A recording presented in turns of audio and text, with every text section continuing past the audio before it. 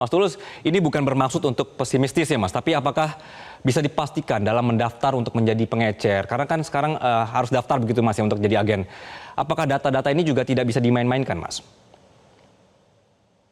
Ya, kemungkinan itu masih ada atau masih bisa, tetapi dengan sistem berbasis online harusnya juga bisa dimitigasi ya di Kemensos ataupun Pertamina ataupun mungkin Kominfo agar tidak terjadi permainan-permainan yang kemudian merugikan semua pihak.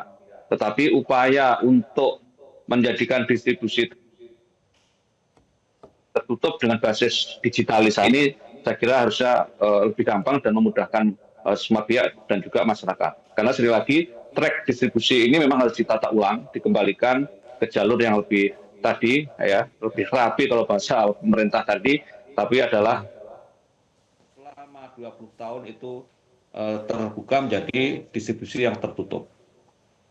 Oke. Mas Tulus. Itu Mas. Ya, silakan Mas.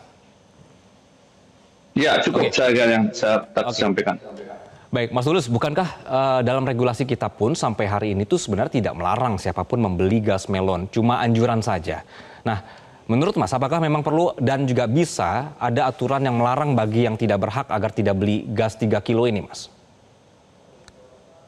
Ya, ini kan masalah etik moral juga ya. Seharusnya masyarakat yang mampu juga jangan memaksakan diri untuk beli itu.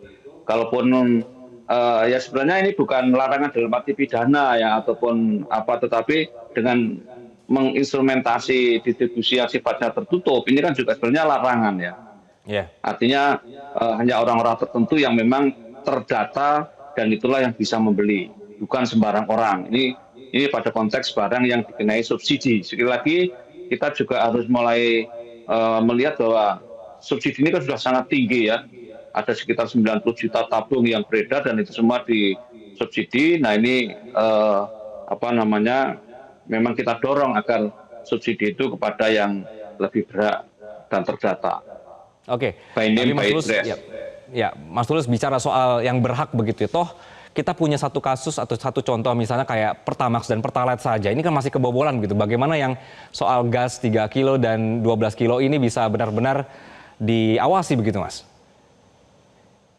Ya, memang ini perlu konsistensi yang sungguh-sungguh dari pemerintah untuk menjadikan tepat sasaran itu untuk subsidi energi ya, dan juga dalam ini adalah subsidi BBM dan juga LPG 3 kg.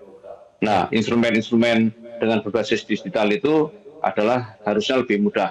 Tapi sekali lagi ini memang menjadi complicated karena sebenarnya kalau kita bicara Pertamax, Pertalite ya, instrumen yang paling gampang adalah mestinya dengan instrumen kenaikan harga atau mereview harga ya, termasuk di dalam LPG ini. Tapi kan pemerintah belum mau mereview harga walaupun sudah 20 tahun lebih, tapi dengan mencoba mengkanalisasi siapa yang berhak dan siapa yang tidak berhak.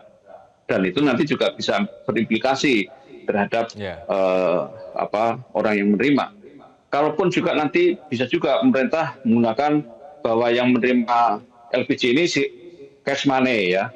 Cash money dalam arti ditransfer berupa cash, tapi nanti dia membeli LPG dengan harga yang sesuai dengan harga pasaran. Bisa juga, karena kan subsidi barang itu pasti akan bermasalah ya. Subsidi itu harusnya kepada orang, bukan kepada barang. Gitu. Oke. Jelajahi cara baru mendapatkan informasi. Download Metro TV Extend sekarang.